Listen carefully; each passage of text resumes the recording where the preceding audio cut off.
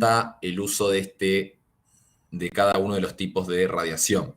Dice que tenemos radio, microondas, infrarrojo, visible, UV cercano, y a más energía ya cosas muy destructivas como rayos X, rayos gamma.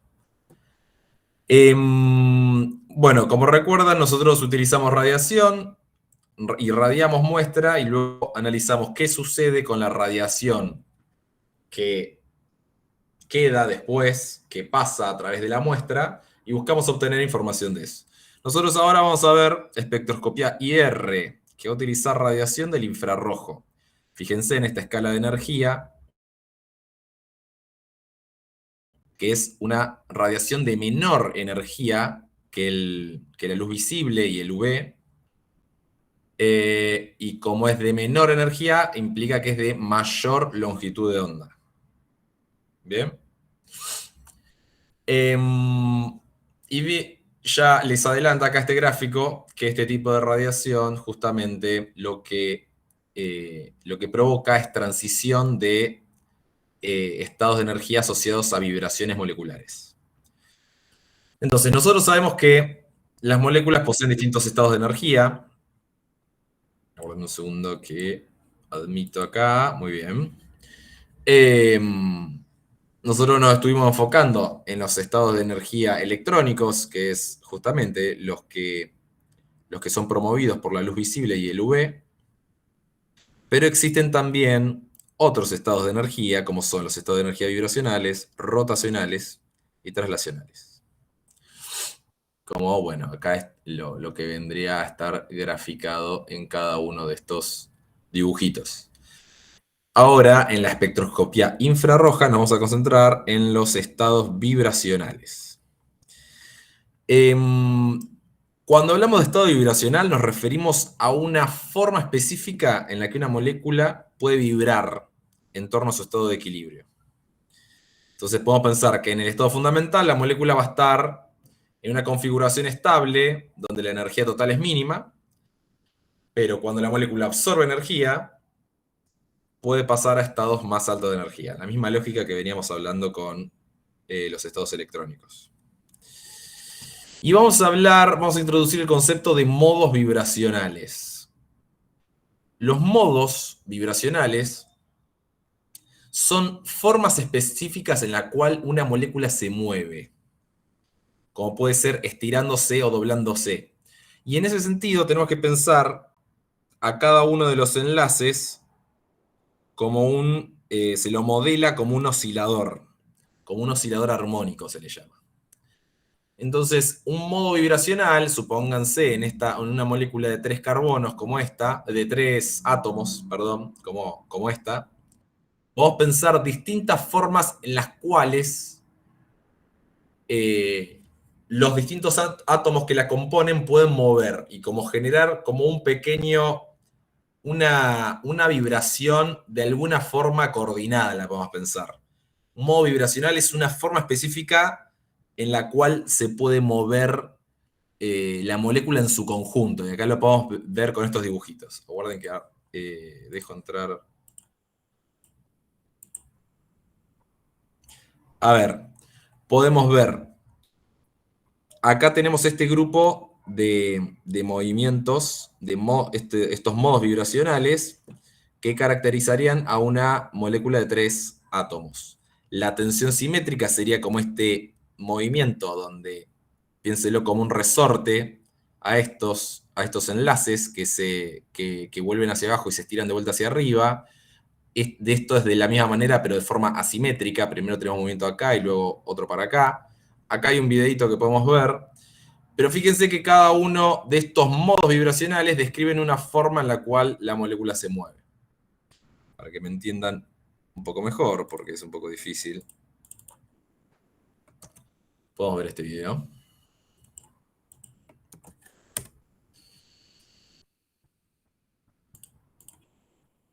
Yo debería cambiar esto.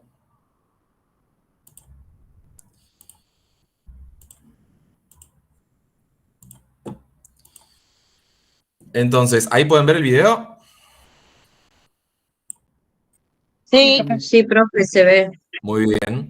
Esto sería un breve resumen de cómo, los distintos modos vibracionales de, en este caso, una molécula de 4 átomos.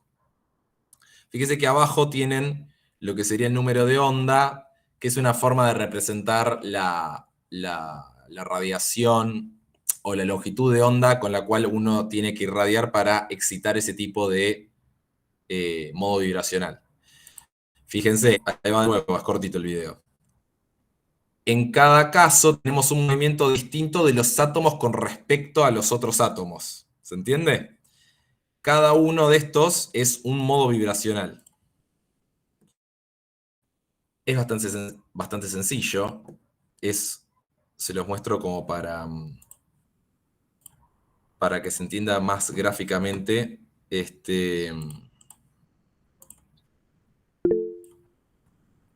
Sí, Elida.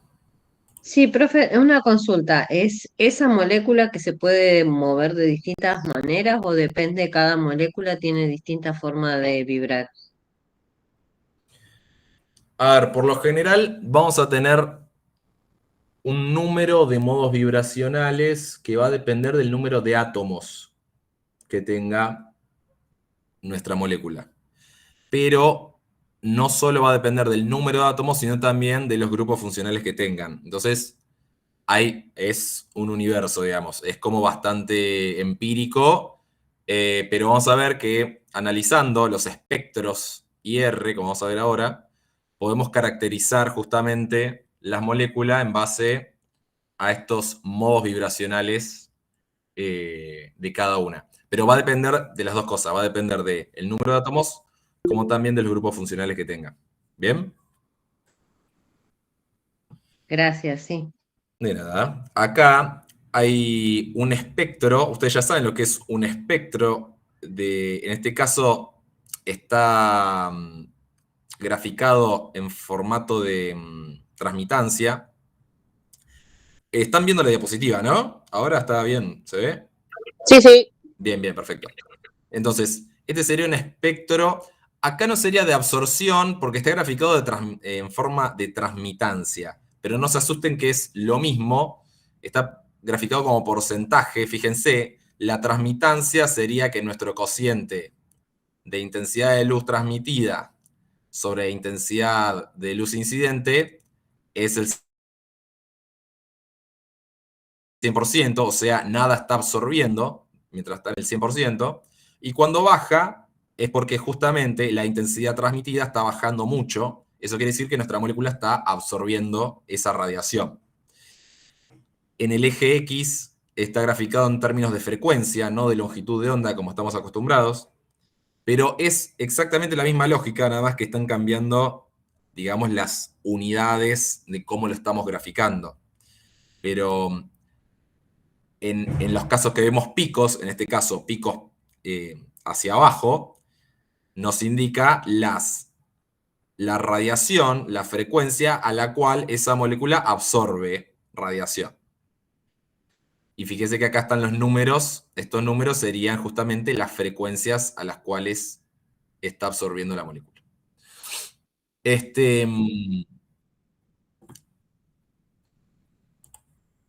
Bien. Y fíjense, está en inglés, pero lo podemos ir traduciendo.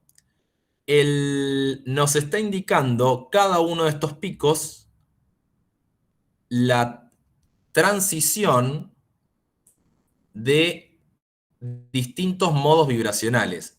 Fíjense, acá dice asim stretch, que esto sería una tensión asimétrica, como está descrito acá. ¿Bien? En el de al lado es una tensión simétrica. Fíjese que cada uno de los picos entonces se corresponde con un modo vibracional. Y acá les hago esta aclaración que está acá abajo, que está un poco difícil de digerir. Un poco la idea es que cada uno de los modos vibracionales tiene en teoría infinitos estados de energía. O sea, siempre se estaría estimulando o promoviendo la excitación de ese tipo de movimiento, pero que se podría, en teoría, tener infinitos estados. Pero la diferencia de energía entre estos estados es siempre la misma y es justamente la radiación, la cantidad de energía que tiene la radiación con esta determinada frecuencia, por ejemplo, para este pico. Entonces, cada, eh, cada modo vibracional va a representar una única transición en nuestro espectro. Entonces va a ser una sola banda. Eso es un detalle. Lo importante que nos quede de esto es que cada banda o cada pico representa una transición y por ende un modo vibracional. ¿Bien? Que nos va a estar indicando la longitud de onda o la frecuencia necesaria para promover la excitación de ese tipo de modo vibracional. ¿Está claro eso? ¿Podrá repetir lo de cada pico absorbe? No. En un espectro infrarrojo, cada pico va a representar la transición correspondiente, la transición de estados de energía correspondiente a un determinado modo vibracional. Y eso nos va a servir para caracterizar moléculas. Fíjense que dependiendo de los grupos funcionales que tenga nuestra molécula, vamos a tener picos característicos. Seguimos con la descripción de esto para que quede un poco más claro. Tenemos una tensión asimétrica acá del metileno. Acuérdense que estamos con el formaldehído. Fíjense que tiene... el metileno sería el CH2, ¿no? Y el carbonilo, el C, doble enlace, oxígeno. Fíjense que tenemos un pico correspondiente a la tensión asimétrica del metileno, otro pico correspondiente a la tensión simétrica del metileno. Tenemos luego una tensión correspondiente al carbonilo. Y luego tenemos otro movimiento, fíjense. Este que es como un tijereteo, que es el que está descrito acá. El metileno haciendo este movimiento, como es parecido, a mí me sale decirle aleteo, pero aleteo es uno distinto que está acá. Como si fuese una tijera, se cerrarían estos dos enlaces. El rock, también del metileno, es el que llamamos balanceo en español. Bien, que está con este movimiento. Yo no les voy a pedir que se memoricen cuál es rock y cuál es scissor, tranqui con eso. Un poco la idea es entender la lógica de estos gráficos. Y por último nos muestra este metileno WAG, es si no me confundo, balanceo, tijereteo. El aleteo, sí, está bien, el aleteo. Bien, esto solo para un ejemplo particular que es el formaldehído, ¿bien? Pero un poco la idea de esto es que nosotros, analizando, fíjense, este es un espectro de transmitancia del formaldehído, como podría ser un espectro de absorción en el infrarrojo, ¿bien? Se entiende que todo esto son todas frecuencias correspondientes a la región del infrarrojo. Y analizando una determinada molécula con distintas longitudes de onda correspondientes al infrarrojo, podemos determinar picos correspondientes a grupos funcionales específicos, a los modos vibracionales, o mejor dicho, transiciones de estado de energía correspondiente a modos vibracionales de distintos grupos funcionales. Entonces, esa es como la idea general para entrarle a la espectroscopía infrarroja. El número de modos vibracionales va a depender del tamaño y de la simetría. Hay una regla que es que para una molécula lineal con n número de átomos, el número de modos vibracionales va a ser 3n menos 5. Y para una molécula no lineal, el número de modos vibracionales va a ser 3n menos 6. Profe, una consulta. Sí, ¿Estos datos están tabulados? para saber qué tipo de grupo funcional es. Sí, ahora vamos a ver eso. Justamente. Ah, ok.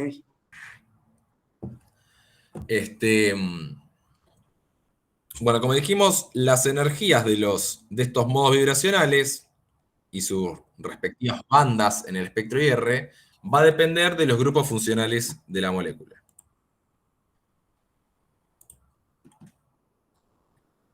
Acá tienen otro espectro, también graficado como transmitancia, porcentaje de transmitancia, y en función del número de onda. Profe, Sí. una consulta. Es decir, que en dependencia de la longitud de la onda, ¿es el movimiento que va a tener el átomo? Con independencia no. O sea, uno con distintas longitudes de onda o con distintas frecuencias, es lo mismo, va a promover la transición de estados de energía vibracionales. Y por lo tanto, va a promover distintos movimientos que vamos a estar llamando modos vibracionales de la molécula. ¿Bien? Sí, gracias, profe. ¿Ahí quedó más claro? Bien. Pero una consulta. Sí. ¿Los movimientos van a depender de los momentos dipolares que tengan las uniones entre los átomos, según cómo sean los vectores, la forma que va a tener el modo vibracional? A ver, momento dipolar. Por ahí no hace falta, o sea, se lo modela como un oscilador armónico, donde, a ver, vos cuando hablas de momento dipolar, estás hablando, es una magnitud vectorial que va a estar principalmente determinada por la diferencia de electronegatividad entre distintos átomos. Entonces, no, a ver, no hubo necesariamente algo involucrado en cómo vibra ese enlace va a estar, o sea, en una parte puede estar explicado por la diferencia de electronegatividad de los distintos átomos, cómo vibra ese enlace del cual forman parte esos átomos, pero no es enteramente, o sea, hay que por ahí pensarlo más en su completitud a la molécula en sí. Sí está bien pensarlo igual, pensarlo más como un oscilador, como una función de onda que tiene un determinado enlace que va a poder vibrar de una determinada manera con distintos estados de energía y que va a provocar en su conjunto distintos modos vibracionales que van a ser como distintos movimientos de la molécula en su conjunto. ¿Se entiende un poquito mejor ahí? Sí, gracias. De nada. Sí, Cintia tiene una pregunta.